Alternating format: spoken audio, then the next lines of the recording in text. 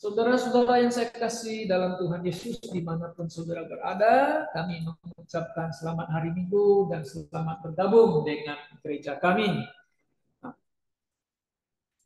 Khotbah hari ini atau tema hari ini adalah hidup yang berkenan kepada Tuhan sesuai dengan teks Roma pasal 12 ayat yang ke-8, di mana sudah kita baca tadi. Saudara-saudara, sebagai orang Kristen ya, kita kan ingin hidup berkenan kepada Tuhan kan? Kenapa? Karena Tuhan telah mengasihi kita. Karena Tuhan telah mati menebus dosa kita. Ya, kita mau hidup menyenangkan Dia. Tetapi bagaimana caranya? Dan caranya yang bagaimana? Yang berkenan kepada Tuhan kita. Apakah cara pandangan kita? Apakah cara pandangan jemaat lokal? Ataukah cara pandangan seorang hamba Tuhan? Dengan kata lain, cara pandangan manusia. Nah, mana yang harus kita ikut? Mana yang harus kita aplikasikan?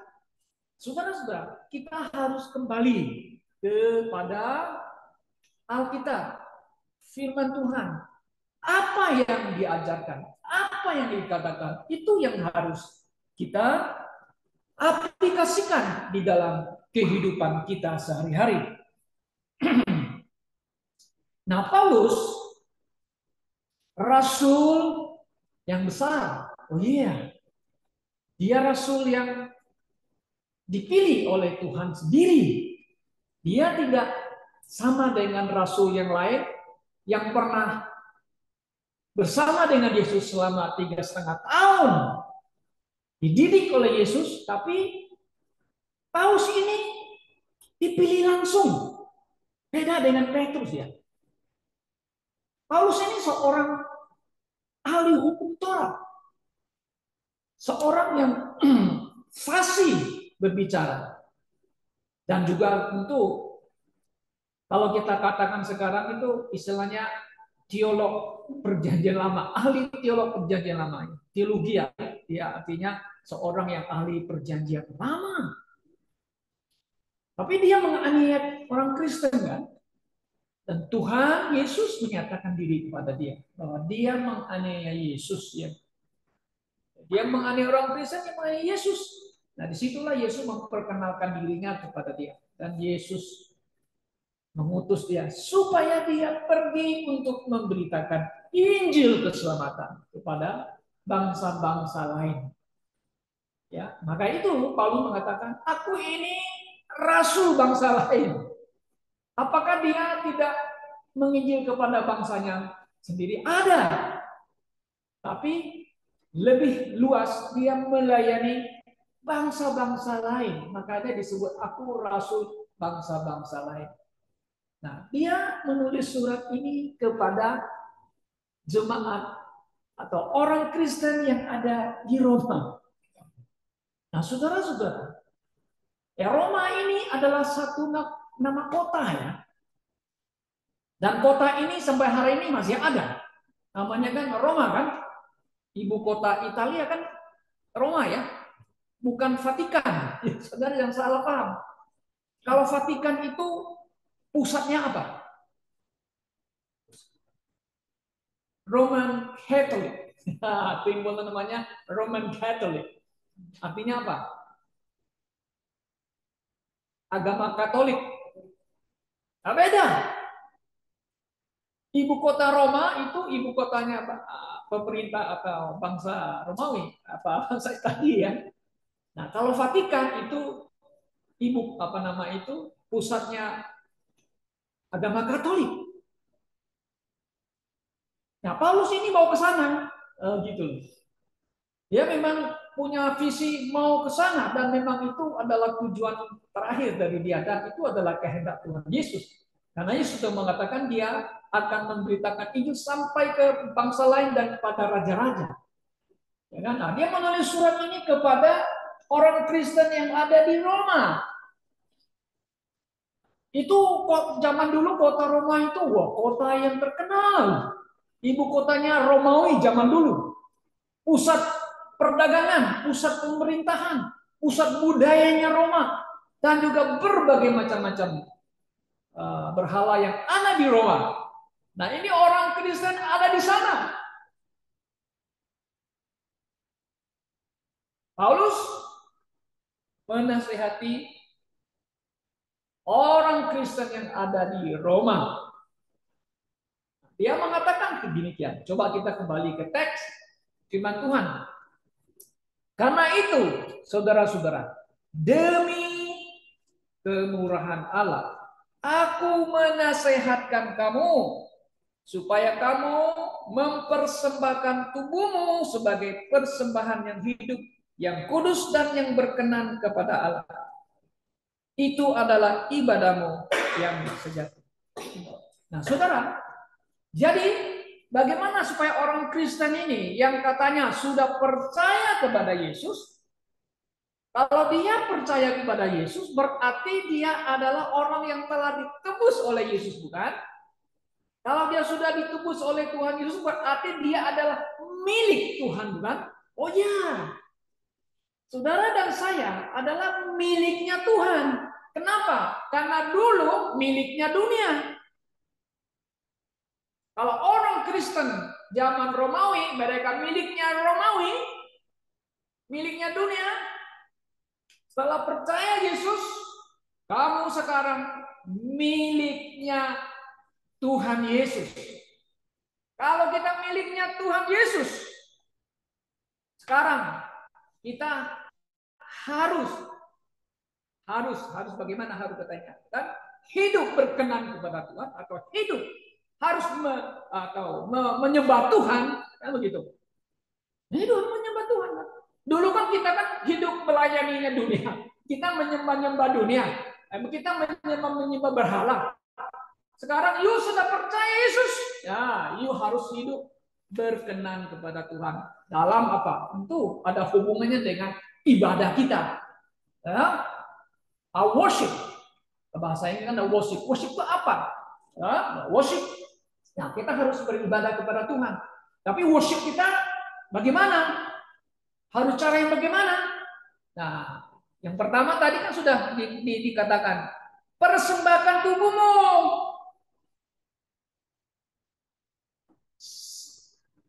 Persembahkan tubuhmu sebagai persembahan yang hidup.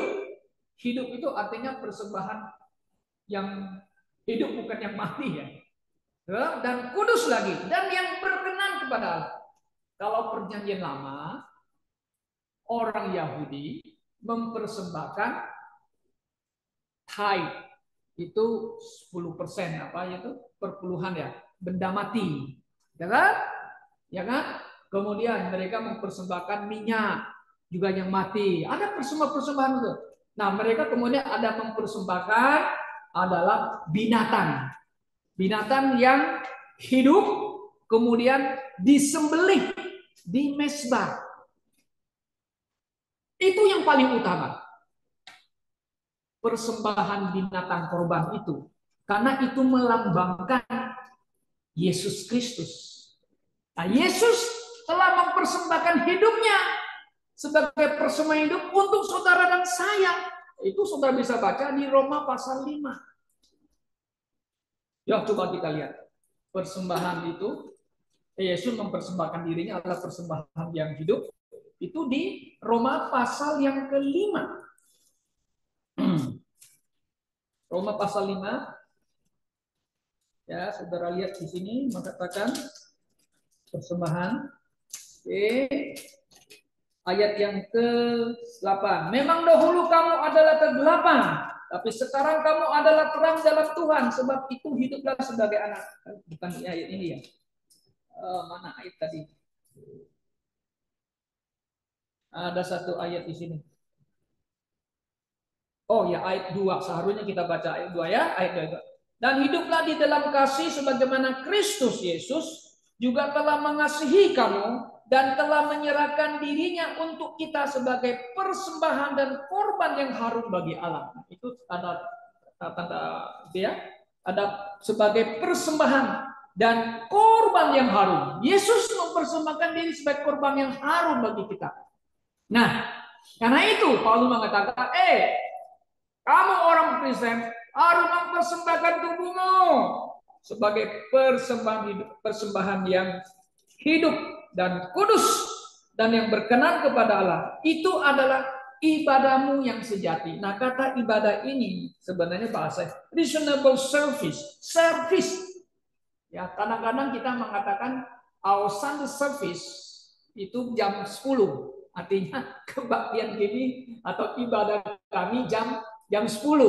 Nah, kadang-kadang kita mengatakan service. Service itu ya menandakan pada pelayanan kita. Apa yang kita lakukan, apa yang kita perbuat. Nah, jadi konteks ini kita mau buat sesuatu untuk Tuhan. Gitu? Saya mau melayani Tuhan. Saya mau buat sesuatu. Itu adalah pelayanan saya. Dalam bahasa Indonesia, ibadah saya kepada Tuhan. Kan begitu. Nah, ini yang paling yang utama yang Paulus katakan ada nasihatnya kepada kita ya. Jadi bagaimana hidup kita mau berkenan kepada Tuhan? Juga harus mempersembahkan tubuhmu karena tubuhmu telah ditebus dengan bahasa Indonesia yang lain telah dibayar oleh darah Kristus. Oke? Nah, jadi ibadah kita harus dengan bagaimana? Apakah kita harus beribadah kembali lagi ke konsep perjanjian lama? Tidak. Jadi kita sebagai orang Kristen, kita kan tidak lagi beribadah seperti konsep perjanjian lama ya. Harus bawa itu ini macam-macam ke gereja. Ingat, gedung gereja itu bukan bait suci ya. Banyak orang Kristen itu salah pengertian. Jadi istilahnya gereja saya itu penggantinya bait suci. Something wrong. It's not true. Nggak benar itu. Katedral seperti bait suci. Oh no, nggak ada. Kalau bait suci itu betul-betul yang ada di konsep perjanjian lama di mana Tuhan diam bersama dengan umatnya. Itu sebut bait suci, rumah Tuhan. Nah, gedung gereja bukan rumah Tuhan. Gedung gereja itu tempat pertemuannya jemaat. Jemaat Tuhan, gereja Tuhan. Ya. Nah, kalau tempat kita sini ini bukan gedung gereja, ini tempat aja di mana kita berkumpul bersama-sama sebagai our service to God, kita kumpul di sini ibadah kita bersama Tuhan. Jadi ibadah ini tidak tergantung di satu tempat lagi. Kalau perjanjian lama kan harus di bait suci, harus di bait suci. Kalau nggak ada bait suci harus pergi ke sinagog. Nah, kalau sinagog itu ada di mana-mana orang Yahudi. Di Indonesia ada sinagog, ada di Surabaya. Ada orang Yahudi di Indonesia itu kumpulnya sinagognya di Surabaya. Nah, di Singapura ada orang Yahudi. Ada sinagog nggak? Ada. Tapi bukan bait suci. Di mana ada orang Yahudi, ada sinagog. Nah, kita sebagai orang Kristen yang telah percaya Yesus, dimanapun kita berada, kita bisa berkumpul sebagai jemaat Tuhan. Kita bisa menyembah Tuhan. Menyembah Bapa dalam roh dan kudus. Itulah yang Allah Bapa mau. Nah, karena itu Yesus berkata kepada orang Samaria di Yohanes pasal yang keempat, tiba saatnya penyembah-penyembah yang benar kan akan menyembah Bapa. Kenapa Yesus tidak mengatakan menyembah Allah ya? Menyembah Bapa ya. Dan menyembah dalam roh dan kebenaran.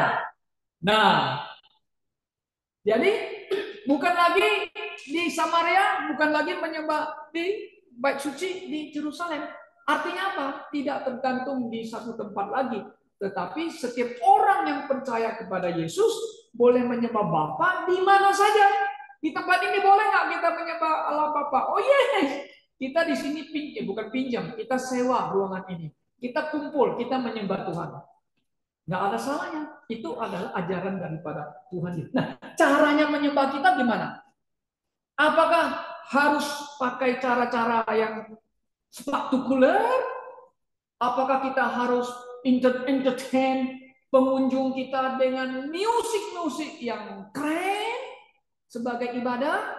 Nah, ini perlu dipertanyakan sekarang kan. Nah, gereja kita bukan seperti gereja yang di luar sana. Ya kan? yang nyanyinya sambil goyang-goyang, yang pakai band yang kencang, yang pakai musik yang wah suaranya kencang dan sebagainya, sambil berteriak-teriak dan sebagainya. Apakah itu worship Father in spirit and in truth? Nah, kita tanya, benar nggak itu? Nah, saudara-saudara, kalau kita lihat konteks ini, firman Tuhan mengatakan, you mempersembahkan tubuhmu sebagai persembahan yang hidup dan kudus dan berkenan kepada Allah. Itu adalah pelayanmu yang sepatutnya. Kalau diterjemahkan, reasonable service, terjemahan Indonesia. Yang sepatutnya lebih terus benar daripada apa yang kita lihat sekarang. Kebaktian yang ada sekarang. Kalau yang sekarang saudara lihat, Anda bisa geleng-geleng kepala. Ini gereja Tuhan atau ini diskotek? Kita bilang, betul. Coba kita sebagai anak muda ya, pikirkan, renungkan, benar nggak ini? Gereja Tuhan kumpul caranya begitu. Caranya seperti sudah agak tanda kutip yang sudah liar, sudah memakai cara-cara duniawi. Coba kita pikirkan, coba kita renungkan. Ada lagi yang lebih liar lagi. Sampai itu cewek-cewek itu ya, sangat seksual, menari, joget dan sebagainya. Wah, kalau yang di Afrika lebih jijik lagi. Pendetanya berdoa, yang tidak bisa hamil dipegang-pegang vitalnya, berdoa. Ini gereja setan, bukan gereja Tuhan.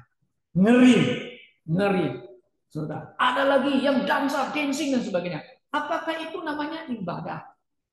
Our reasonable service. Sesuai dengan Alkitab kalau gitu. Yes. Bukan demikian, saudara.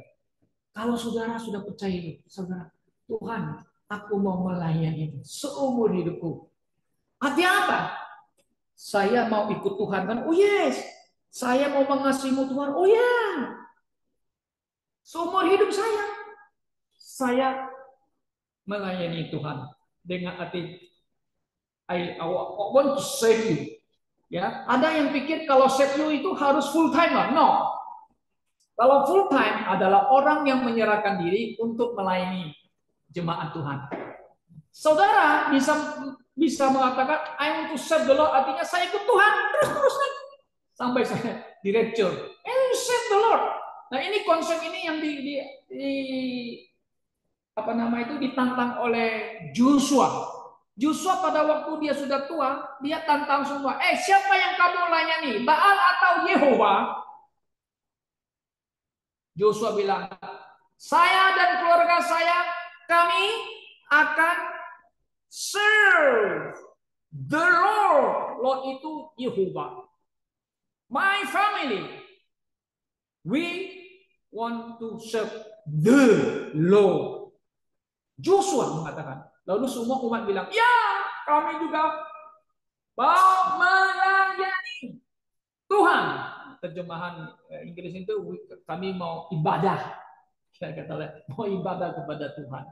Semua demikian terus sampai Tuhan ambil kita kembali. Itu serve the Lord. Bukan yang harus di gereja saya harus begini-gini. Nah, tidak begitu. Maka itu Yesus mengatakan ke perempuan ini worship Father.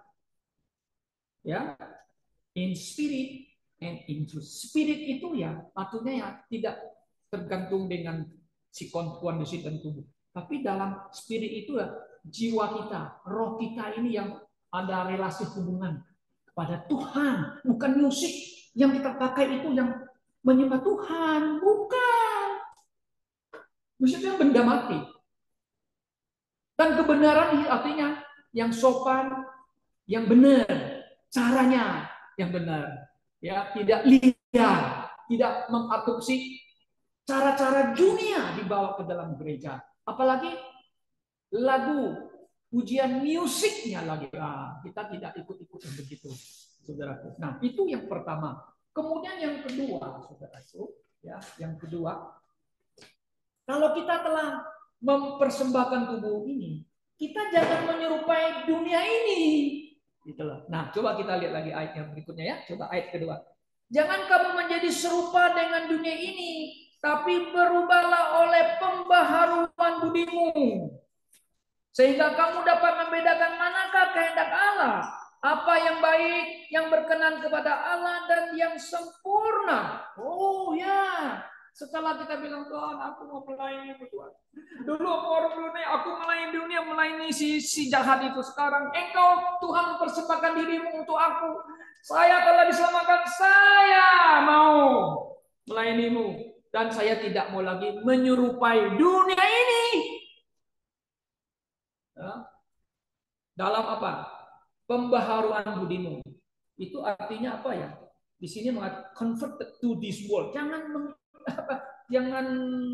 menyerupai, transform, berubah. Nah, ini ada hubungan sepertinya apa nama itu? Saudara mungkin pernah ya lihat itu atau binatang kupu-kupu ya. Saudara tahu nggak? Sebelum jadi kupu-kupu itu dia adalah kepompong ya, ulet ya, ulet ya, ulet. Tapi lama-lama dia transform, berubah dari kepompong berubah, akhirnya dia menjadi kupu-kupu yang indah sekali, kan begitu. Nah, kita jangan ikut dunia yang dulu mau masih ikut mana, aku mau berubah kan ya dalam apa? Pikiran saya, karakter saya. Saya nggak mau lagi. Saya mau dibaharui di dalam Tuhan Yesus kan, ya kan? Sehingga kita dapat membedakan mana yang kehendak Tuhan, mana yang kehendak Tuhan. Nah, ini jadi dilematis dalam hidup kita. Kita kan masih tinggal di dunia. Kita ada di lingkungan dunia ini. Tuh, gimana ya? Boleh nggak saya begini-gini? Nah, jadi ini adalah satu tantangan kita ya bagi kita saudara. Nah, begini.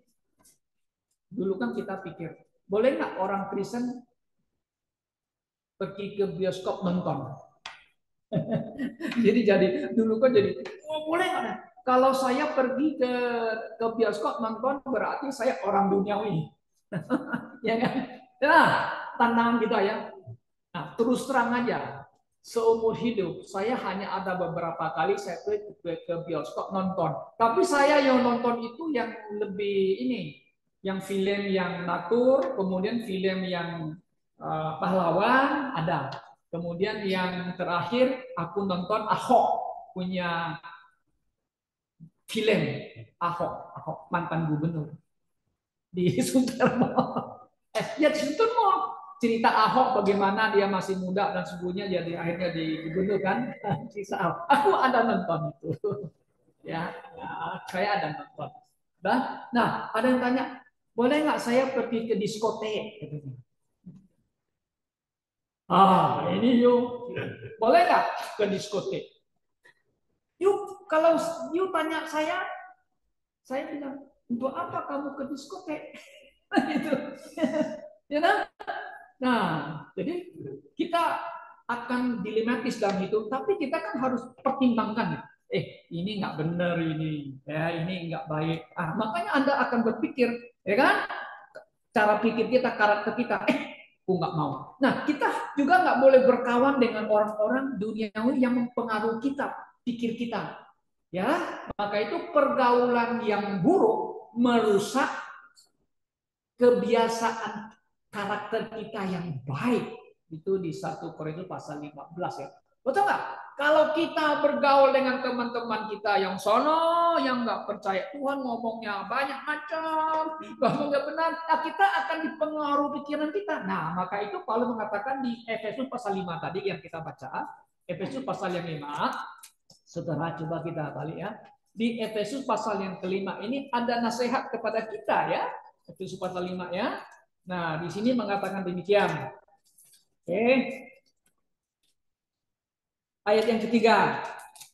Ya, di sini. Tetapi percabulan dan rupa-rupa kecemaran atau keserakahan disebut saja pun jangan katanya. Loh.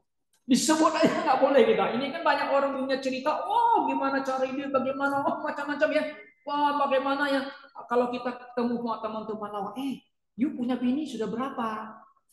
Ngerti nggak bahasanya? Binimu berapa? Mulai dia itu. Ya kan? Ya orang-orang dunia ngomongnya begitu ya. Kemudian lagi, sebagaimana sepatutnya bagi orang-orang kudus, demikian juga perkataan yang kotor, nggak boleh katanya, yang kosong atau yang sembrono, karena hal itu tidak pantas. Tetapi sebaliknya ucapkanlah syukur, kan? Karena ingatlah ini baik-baik, tidak ada orang sunggal, orang cemar, orang serakah, artinya penyembah berhala yang mendapat bagian di dalam kerajaan Kristus dan Allah. Jangan sesat katanya, janganlah kamu sesat. Orang dengan kata-kata yang hampa, karena hal ini yang demikian mendatangkan murka Allah atas orang-orang durhaka. Sebab itu janganlah kamu berkawan dengan mereka. Nah, pisahkan diri. Nah, makanya kalau nasihat orang tua kita di rumah apa? Anakku, carilah teman yang apa? Teman yang buruk. Ada orang tua ngajak cari teman yang buruk. Carilah teman yang baik. Baik, yang kalau cari teman yang baik di mana kita dapat? Problem kan? Ingat, ini dunia ini sangat liar. Betul nggak? Apalagi di kota besar. Banyak tarikannya. Benar? Walau banyak godaannya, setan itu licik. Dia pakai dunia ini menggoda saudaranya, dia menggoda pendeta, dia menggoda siapa? Dia yang mau hancurkan itu keluarganya pendeta. Ya. Supaya rusak, supaya hancur kesaksiannya. Ya, pendeta bisa dirusak dengan apa? Ya sama dengan 3 pencobaan. Melalui apa? Jabatan ya, kedudukan ya. Melalui apa? Wanita ya. Kemudian apa lagi? Duit, uang. Bisa nggak? Oh iya. Banyak pendeta yang jatuh kenapa? Perempuan ya. Banyak yang pendeta yang jatuh kenapa? Karena uang. Yes, banyak. Salah satu bisa dipakai oleh setan, ya, menghancurkan orang-orang Kristen. Nah, karena itu Paulus mengatakan, ya, berubah. Kita jangan beda, kita harus berbeda. Kita harus kita jangan ikut-ikut dunia ini, ya, jangan ikut-ikut acara-acara dunia ini. Kemudian lagi kita lihat saudara, Paulus di sini mengatakan, ya, ayat yang ketiga, kita kembali ke Roma. Bagaimana hidup kita berkenan kepada Tuhan? Roma pasal 12 tadi kita baca yang nomor ayat yang ketiga. Coba kita lihat. Ayat yang ketiga.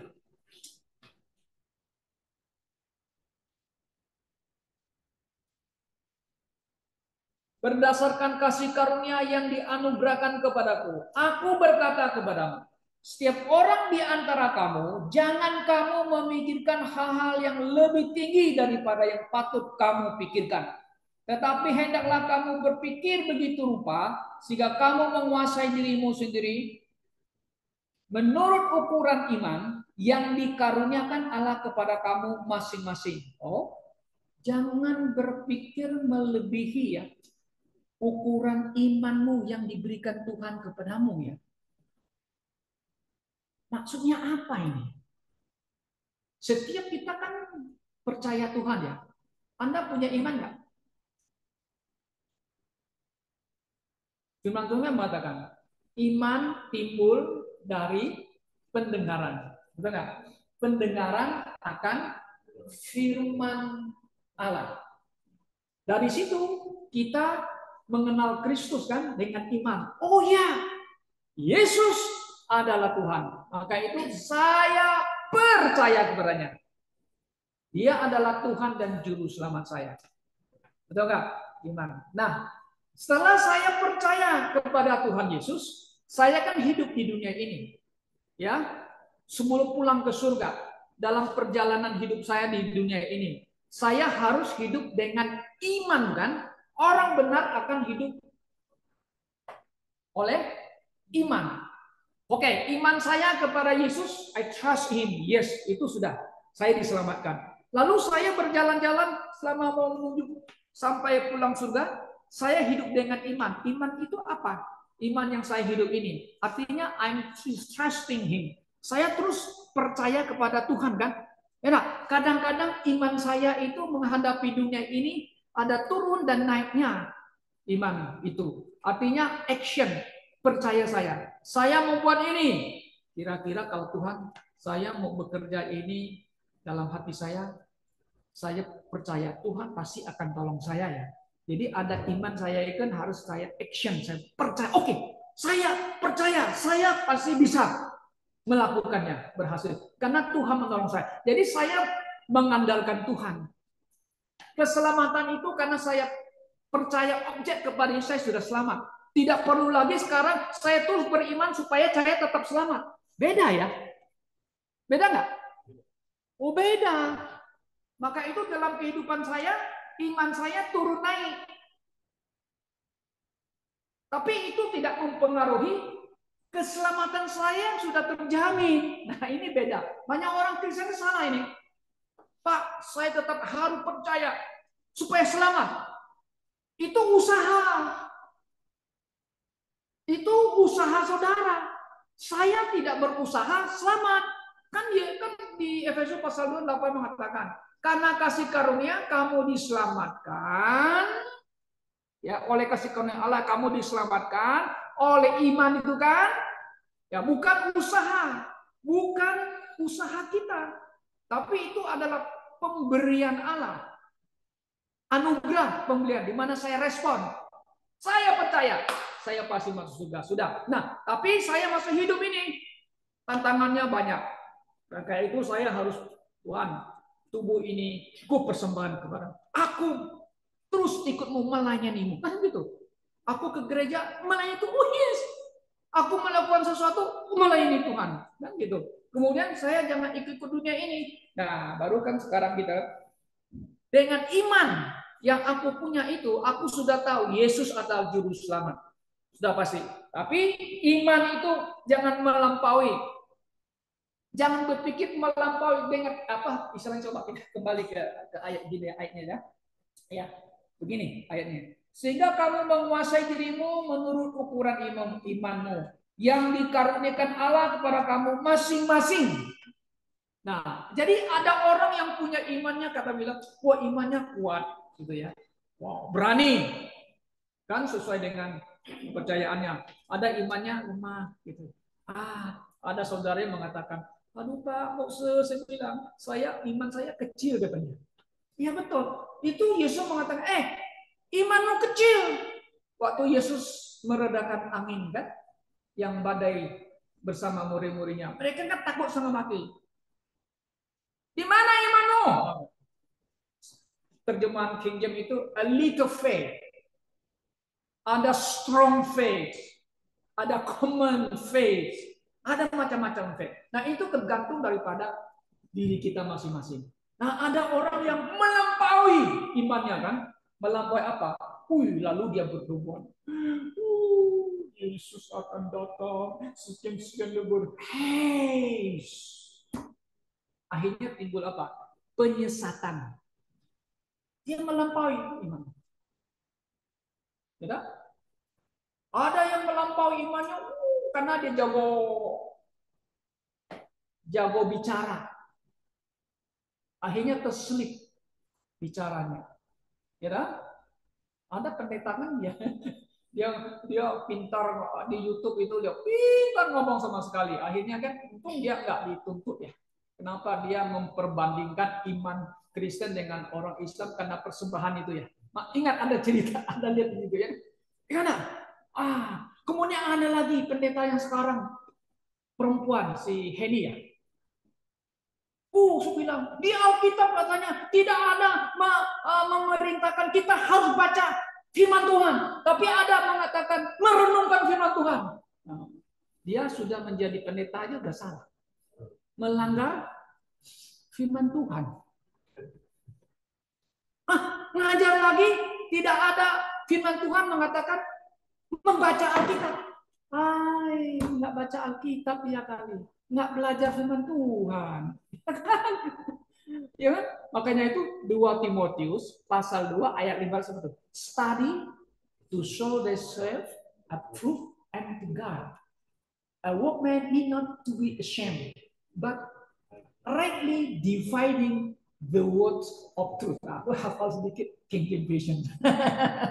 Karena kalau di kitab Indonesia itu nggak ada. Makanya saya bilang, yuk baca kitab, Alkitab. Baca firman Tuhan in King James Version. Baru Anda bisa ngerti itu. Study, belajarlah firman Tuhan. Ya nggak ada katanya Alkitab mengatakan kita harus baca firman Tuhan. Ini pengajaran, makanya gitu saudara. Banyak ajaran-ajaran yang kacau yang sekarang timbul di gereja. Melampaui, ya sok pintar. Ya pintar ngomong, motivator. Pintar ngomong, wah pintar sebenarnya. Saya tahu.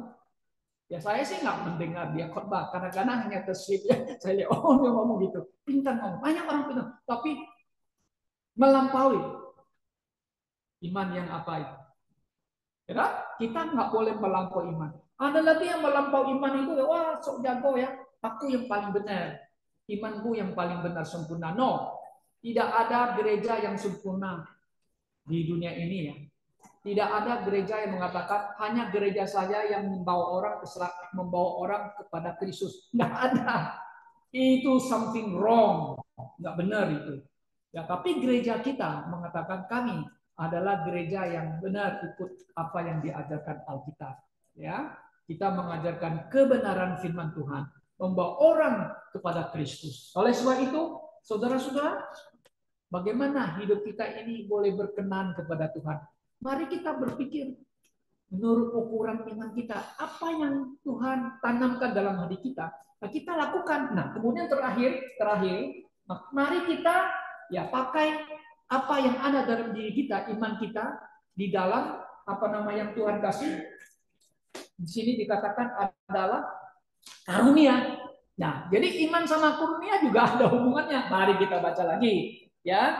Baca lagi di ayat yang berikutnya. Mari kita lihat. Oke, ayat yang ke-6 ya. Demikian kita mempunyai karunia yang berlainan.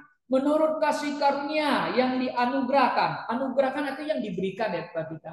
Jika karunia ini adalah untuk bernubuat, baiklah kita melakukannya dengan iman kita. Wow, jadi ada orang melampaui iman. Bernubuat Yesus akan datang tanggal sekian bulan sekian. Itu kacau lagi. Itu di YouTube tuh banyak orang begitu. Sembarang bernubuat. Untuk apa you bernubuat? Masih ada nubuat nggak? Nubuat tuh nggak ada lagi. Maka itu Paulus meletakkan yang pertama. Kenapa? Pada zaman Paulus masih ada. Karena perjanjian baru belum selesai ditulis. Nah, kita lihat di 1 Korintus pasal 13. Paulus mengatakan akan hilang itu.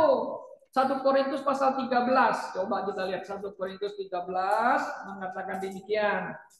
Oke, sekalipun aku mempunyai karunia untuk bernubuat dan aku mengetahui segala rahasia, mempunyai seluruh pengetahuan, dan sekalipun aku memiliki iman yang sempurna untuk memindahkan gunung. Ada nggak orang yang memindahkan gunung? Paulus memindahkan gunung nggak? Itu memindahkan gunung nggak? Nggak ada. Itu hanya satu kalimat yang hitball ya. Oke, nah kemudian ayat yang berikutnya. Dan sekalipun aku membagi-bagikan segala sesuatu, ya. Kemudian apa itu ada satu lagi yang mengatakan sudah akan habis tuh ya. Di ayat yang supaya dibaca lebih baik. Ayat 8 ya. Oke, ayat 8 aja aku baca. Kasih tidak berkesudahan. Ini kasih yang kekal. Kenapa? Allah itu kasih. Kekal kasih itu, tak berkesudahan, oke? Nah, nubuat akan apa? Berakhir. Bahasa roh, bahasa lidah apa? Akan berhenti. Pengetahuan akan lenyap. Puji Tuhan. Jadi yang sudah nggak ada lagi yang apa? Bernubuat, berbahasa lidah. Apa masih ada sekarang? Oh, masih ada sekarang. Banyak orang gereja yang silam kan masih ya. Itu bukan bahasa, itu hanya ngoceh-ngoceh dari mulut aja. Bahasa lidah itu satu bahasa orang bisa ngerti. Itu baru bahasa, foreign language atau bahasa Inggris. Orang ngerti, saudara. Ya, nah karena itu pakai karunia yang ada sesuai dengan teks di Roma pasal 12. Nah, akan mengatakan demikian ayat 7. Jika karunia untuk melayani, nah kata melayani di sini ya. Melayani itu minister. Minister itu dari kata itu prime minister. Kalau orang pemerintahan itu pakai itu prime minister, PM, prime minister. Dia sebagai seorang pelayanan rakyat. Nah, yang melayani. Nah, di gereja ada yang melayani, ada yang full time, ada yang tidak full time. Oke, melayani. Baiklah, yang melayani untuk mengajar, teach, Sunday school teach. Ada juga guru, teach, dia juga boleh melayani. Oke, yang menasehati, exhort, artinya menasehati orang. Baik kita menasehati, membagi-bagikan. Ini orang yang murah hati, membagi-bagikan ya. Oke, dengan tulus dan siapa yang memimpin atau leader role yang memimpin dengan harus dengan rajin dan sebagainya dan sebagainya. Nah, setidaknya orang percaya mempunyai satu karunia saja. Apa yang saudara miliki, saudara pakai untuk Tuhan. Ya mungkin saudara tidak bisa berkhotbah, tapi saudara bisa memimpin pujian kan itu kan sudah bagus gitu lah. Saudara bisa pakai alat-alat teknologi, internet, kita bisa share God's word, kita bisa share yang benar kepada orang-orang. Itu juga bisa Anda ikut melayani Tuhan. Ya, melayani Tuhan. Ada yang bisa memberi persembahan, ya Anda terjun dalam pelayanan Tuhan untuk pekerjaan Tuhan. Ya, kiranya Tuhan menolong kita hari ini, saudara. Bagaimana saya sebagai orang percaya, hidup saya berkenan kepada Tuhan. Ya tentu tubuh kita dipersembahkan kepada Tuhan untuk pembangunan jemaat gereja kita. Kiranya Tuhan memberkati kita. Mari kita berdoa.